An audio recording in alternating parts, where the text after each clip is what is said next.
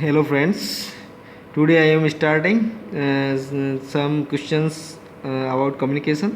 इसमें कम्युनिकेशन में मैं जैसे जैसे आपको लेसन जैसे जैसे मैं कुछ लेक्चर्स दूंगा उसके बाद उस उन चैप्टर्स पे हम क्वेश्चन सॉल्व करेंगे। तो जैसे अभी हमने एएम पढ़ा है, तो कम्युनिकेशन सिस्टम में नॉइज़ है इफेक्ट द सिग्नल मोस्टली। सबसे ज़्यादा कम्युनिकेशन सिस्टम में सिग्नल है वो चैनल में इफेक्ट करता है, क्योंकि चैनल ही जो आउटर चैनल में आउटर जो एटमॉस्फियर है उसमें ओके से हमारा चैनल है, उसी से हमारा वो जा रहा है, जो सिग्नल है ट्रांसमिट हो रहा है। तो जो चैनल जा रहा है उसी चैनल में सबसे, क्योंकि सबसे ज़्यादा डिस्टेंस तो उसी में कवर कर रहा है वो चैनल में, इसलिए सबसे ज़्यादा जो नॉइज़ होगा इफेक्ट होगा वो चैनल में होगा। Find out incorrect statement. Modulation is use to. Modulation क्या करता है, तो पहला स्टेटमेंट है allows the use of practical antennas. हाँ, प्रैक्टिकल एंटीना की यूज़ को ये अलाउ करता है, सही है, क्योंकि अगर मॉड्यूलेशन यूज़ नहीं करेंगे तो एंटीना की हाइट है वो बहुत ज़्यादा रखनी पड़ेगी, जो कि प्रैक्टिकल नहीं होगी। सेपरेट डिफरिंग ट्रांसमिशंस, यानी जो हमारे जो सिग्नल हैं डिफरेंट डिफरेंट सिग्नल हैं, अगर वो मिक्स नहीं हो जाए, इसलिए उन्हें सेपरेट करने के लिए मॉड्यूलेशन यूज़ ले रहे हैं, क्योंकि फ्रीक्वेंसी कैरियर फ्रीक्वेंसी अलग अलग लेंगे हम। रिड्यूस द बैंडविड्थ, बैंडविड्थ को रिड्यूस कर रहा है, तो इसे अभी देखते हैं। Ensure intelligence to be transmitted over long distances. हाँ, लॉन्ग डिस्टेंस के अगर हमें ट्रांसमिट करना है तो उसकी लैम्डा है वो थोड़ी कम रखनी पड़ेगी, और कम लैम्डा कम होगी तो उसे हमें फ्रीक्वेंसी उसकी इंक्रीज़ करनी पड़ेगी, उसके लिए हमें मॉड्यूलेशन करना पड़ेगा। तो ये है जो सी है रिड्यूस द बैंडविड्थ, ये रॉन्ग हो गया, क्योंकि इसमें मॉड्यूलेशन में कैरियर फ्रीक्वेंसी हम जो यूज़ ले रहे हैं वो बहुत ज़्यादा फ्रीक्वेंसी होती है उसकी, और इसलिए बैंडविड्थ भी इंक्रीज़ हो जाती है, इसलिए रिड्यूस द बैंडविड्थ रॉन्ग है। Communication consist of electrical means of information. तो इसमें कौन कौन से हैं इलेक्ट्रिकल, पहला है सेंडिंग, रिसीविंग, प्रोसेसिंग और ऑल ऑफ द अबव। तो इसमें सेंडिंग भी आता है कम्युनिकेशन में, रिसीविंग आता है, प्रोसेसिंग भी आता है, तो ये all of the above answer होगा। Output stage of a television transmitter is most likely to be ए।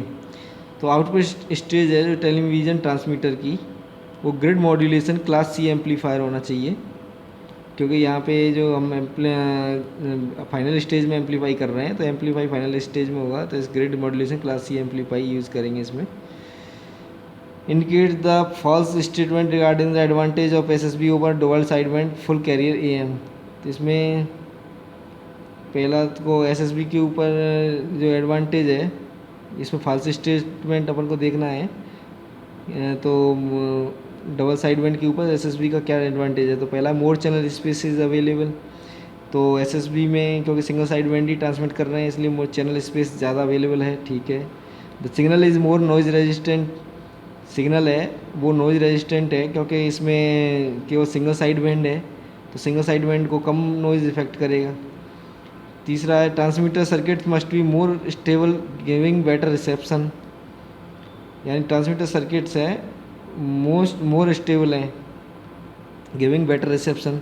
लेकिन ये एसएसबी में जो ट्रांसमीटर सर्किट काम आते हैं वो बहुत कॉम्प्लेक्स होते हैं, इसलिए ये थोड़ा कम रिसेप्शन होंगे, ये थोड़ा ये फॉल्स होगा।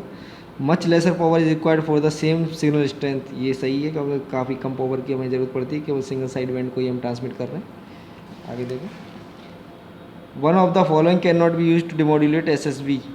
पहला product detector, diode balanced modulator, bipolar transistor balanced modulator, complete phase shift generator. तो इसमें हम बाईपोलर ट्रांजिस्टर बैलेंस मॉड्यूलेटर को यूज़ नहीं कर सकते हैं डिमॉड्यूलेट करने के लिए, इसलिए यही आंसर होगा। Standard I F value for A M receiver is, I F value जो स्टैंडर्ड हम काम लेते हैं वो 455 किलो हर्ट्ज होती है। Amplitude modulation is used for broadcasting because of compare to other systems. Amplitude modulation दूसरे सिस्टम की तुलना में किस तरह अच्छा है, ये हमें पता करना है। It can provide the necessary bandwidth for higher fidelity, it requires less transmitting power, its use avoids receiver complexity, it is more immune to noise। तो इसका answer it's use avoids receiver complexity, क्योंकि इसमें amplitude modulation के जो system है वो काफ़ी simple होते हैं, इसलिए ये और सिस्टम की तुलना में ज़्यादा अच्छा है। In a low level amplitude modulation systems the amplifiers following the modulation stage should be. कैसे एम्पलीफायर होने चाहिए मॉड्यूलेशन स्टेज के बाद, तो हमेशा लीनियर एम्पलीफायर होना चाहिए, इसलिए इसका आंसर लीनियर एम्पलीफायर होगा। In a carbon microphone the electrical power output is the incident acoustic power. तो कार्बन माइक्रो पावर में जो इंसिडेंट अकॉस्टिक पावर की तुलना में जो इलेक्ट्रिकल पावर आउटपुट होता है वो लेस देन होता है, कम होता है। House hold radio receiver uses detector. तो हाउस होल्ड रेडियो रिसीवर है वो एनालॉग डिटेक्टर यूज़ करता है। In television the vestigial synchronising pulse, vertical synchronising pulse अगर आफ्टर एवरी, तो जो वर्टिकल सिंक्रोनाइजिंग पल्स है वो एवरी फ्रेम के बाद अकर होती है, इसलिए इसका आंसर फ्रेम होगा। Horizontal retrace in a TV receiver is also known as, जो हॉरिजेंटल रिट्रेस है वो फ्लाईबैक कहते हैं, तो ये तो डायरेक्ट याद करने। In Indian TV system the number of frames पर सेकंड इज, तो नंबर ऑफ फ्रेम्स है इंडियन टीवी सिस्टम में 25 यूज लेते हैं हम। वन कैन प्रोवाइड 2 और more voice circuits on the same carrier by using, तो ये मैं भी बता चुका हूँ। ISB सिस्टम हो जाए इंडिपेंडेंट सिंगल बैंड, जो हम ISB यूज़ कर रहे हैं उसमें हम, क्योंकि इंडिपेंडेंट सिंगल साइड बैंड है, उसमें हम दो डिफरेंट सिग्नल्स को एक साथ ट्रांसमिट कर सकते हैं। 100% modulation is produced in AM when carrier. जब 100% मॉड्यूलेशन कब होगा, जब AM/AC होता है, मॉड्यूलेशन इंडेक्स होता है AM/AC। तो AM एम्पलीट्यूड मॉड्यूलेटिंग सिग्नल का एम्पलीट्यूड है और AC है वो कैरियर का एम्पलीट्यूड है, तो दोनों इक्वल होंगे तब 100% मॉड्यूलेशन होगा। नेपर है वो डेसिबल से जो नेपर है वो डेसिबल से लार्जर देन है, ज़्यादा बड़ा वो है, एक मापने का एक इकाई यूनिट हो गई। नेपर है वो डेसिबल से लार्जर है।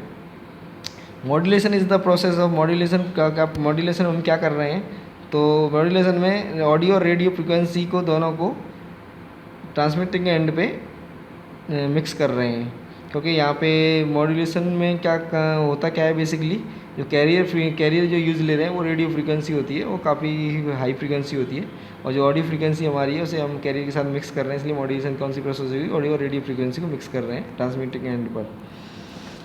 और is the unit of loudness, loudness की यूनिट कौन सी है, तो लाउडनेस की यूनिट सॉन होती है।